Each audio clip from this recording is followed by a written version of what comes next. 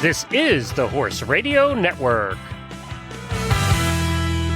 This is episode 1289 of Horse Tip Daily, your almost everyday morsel of helpful hints, useful facts, and practical techniques for horse folks. Brought to you today by Dr. Rose's Remedies.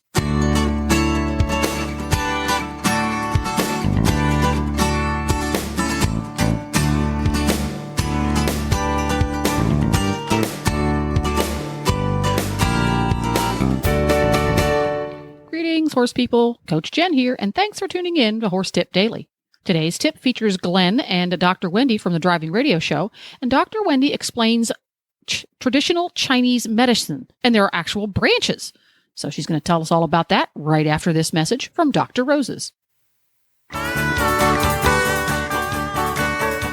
Dr. Rose DeLiva, developer of Dr. Rose's Skin Treatment Salve and Spray, saw a need for a natural, safe alternative to steroids to help the plethora of skin issues she was seeing in her veterinary practice.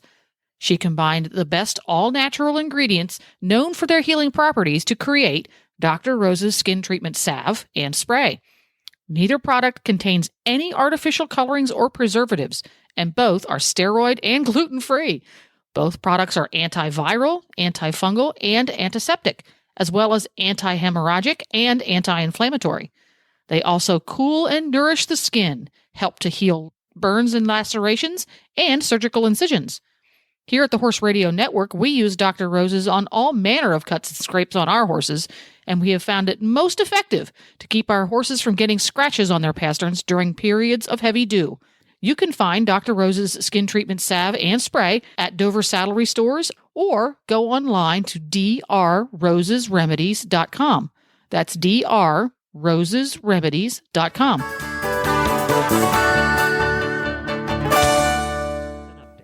Well, Glenn, we've been going over the old Chinese medicine segments to talk about the elements. I thought this would be a good time to talk about the 5 branches of traditional Chinese veterinary medicine. And I just wrote an article that kind of explains Chinese medicine in the Chinese way that we think about it, but in also the scientific way. Because one of the things that really bugs me is when people say, hey, does acupuncture really work?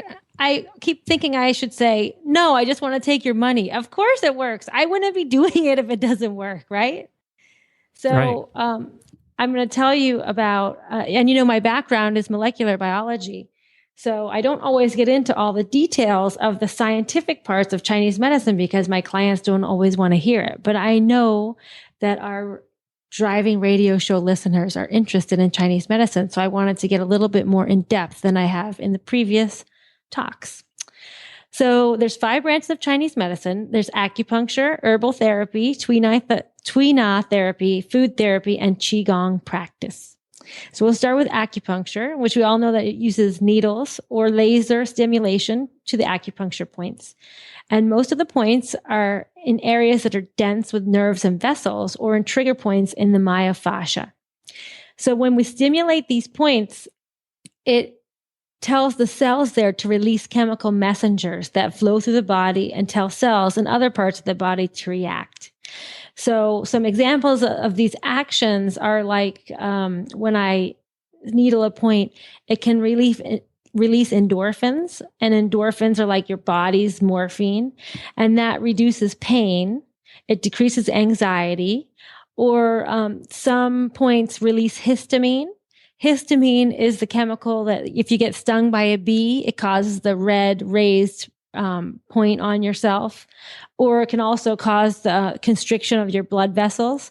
So you can see how that neurotransmitter or a chemical messenger can cause global reactions throughout your body, right? So a bee sting, why does that make you not be able to breathe? It's because it tells your body to close your bronchioles and you can't breathe. Acupuncture is often described as energy medicine.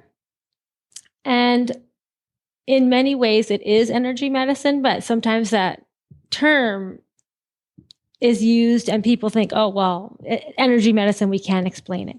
But of course, we can explain energy medicine because the body is full of electrical processes, like your nerves.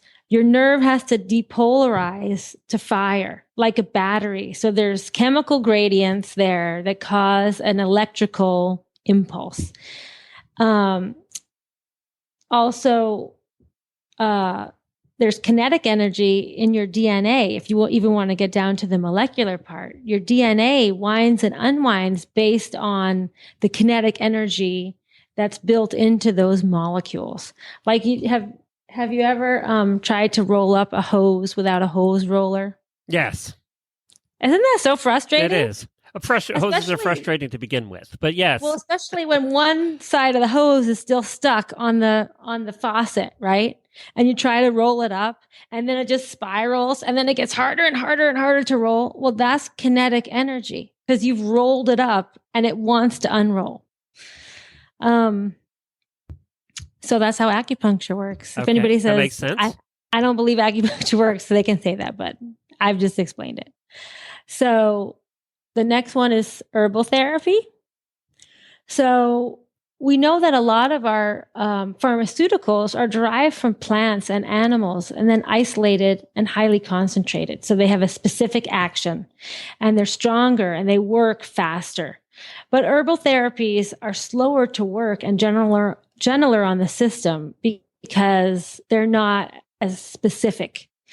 But in many ways, herbal therapy can be more powerful because we haven't found all the different interactions of all these chemicals in whole foods or in plants or fungi or animal products. So, for example, like maybe there's a plant that people have found shows an efficacy against cancer.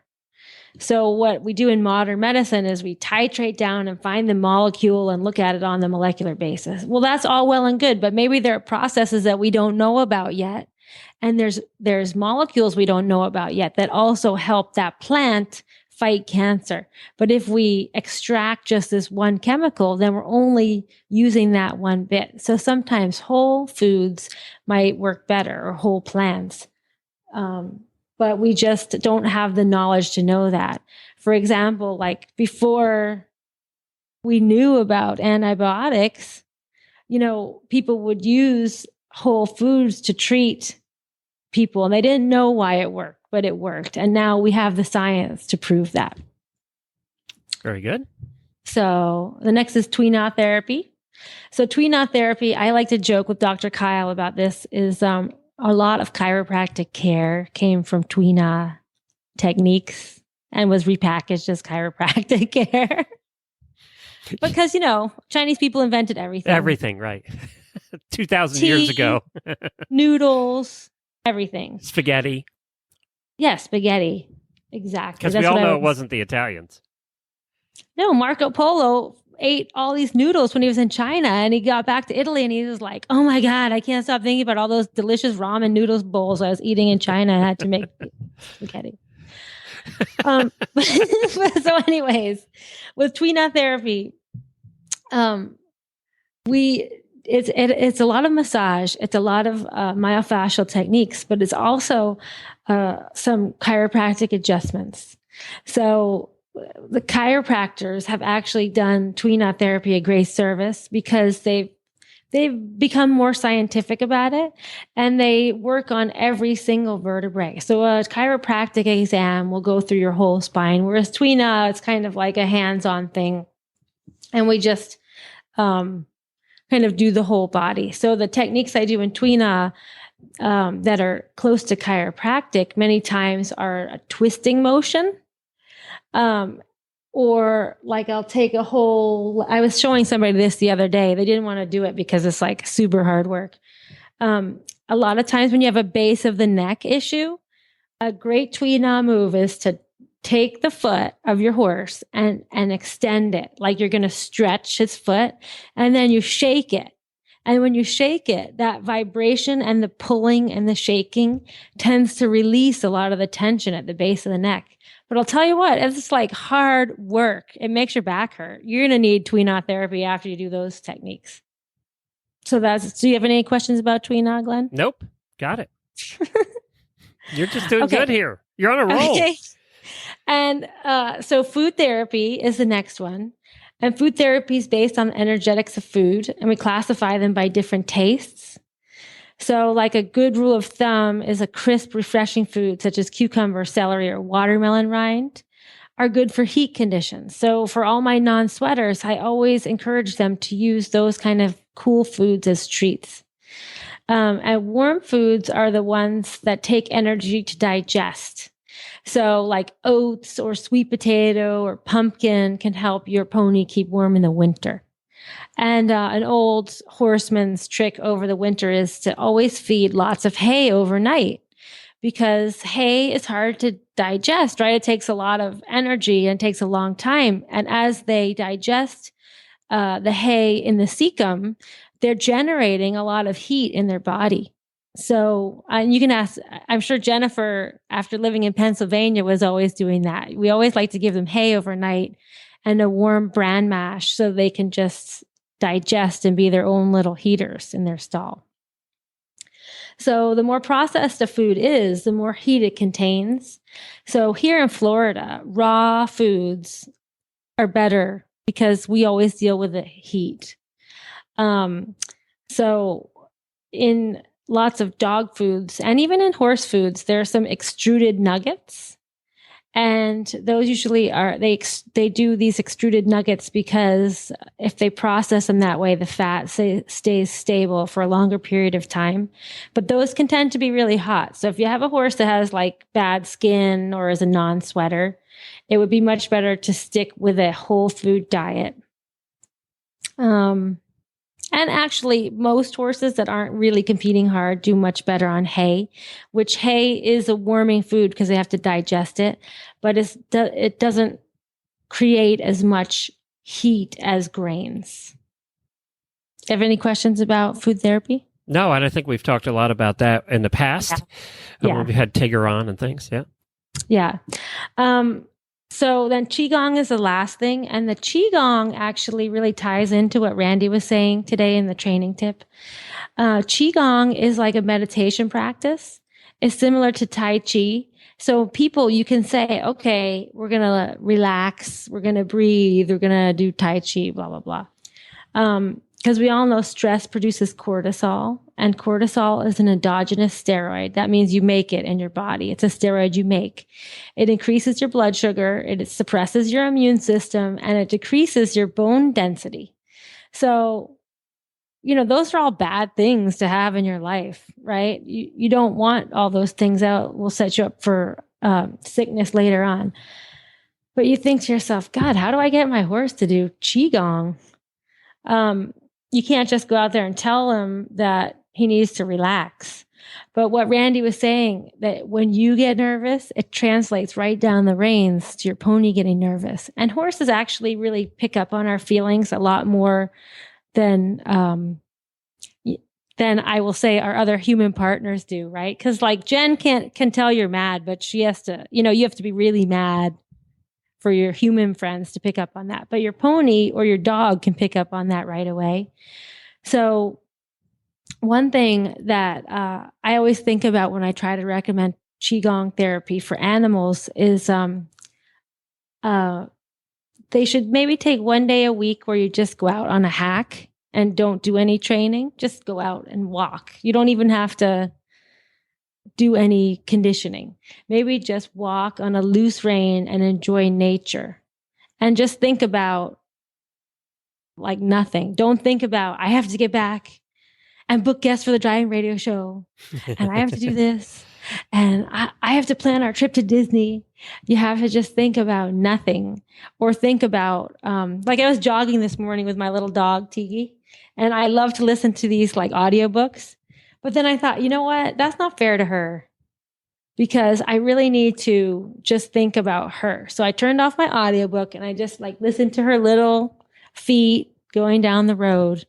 And that's what you really should do with your horses, to just listen to their footfalls and think about how happy you are together. And your horse will pick up on that. Wait a minute. I'm still stuck on you went out jogging. I got stuck on that part. I love jogging, but I don't jog in the summer because it's too hot. Yeah, it is too hot in Florida to do anything in summer. Very good. I love jogging. You know why? Because it's a stress reliever. Well, that was very interesting. Thank you, Dr. Wendy, for sharing that. And I think, anybody that's been a long time listener knew a little bit about each one of those from listening to you over the years, but it's neat to hear it all put together into one package. So thank you. You're welcome. Of course, drwendyying.com is where you can find Wendy and all of her stuff. She sells a lot of stuff on her store there, too, so check that out. Oh, yeah, and I've actually changed the website a little bit. So I have some herbal therapies, some of the more general ones that I use a lot, that are on the website, and you can call and talk to me. You can get a consult now. You can call, and we do Skype consults. So Great. Go check it out. drwendyying.com. Well, there you have it. You can find links to today's guests, as well as lots more tips, at horsetipdaily.com.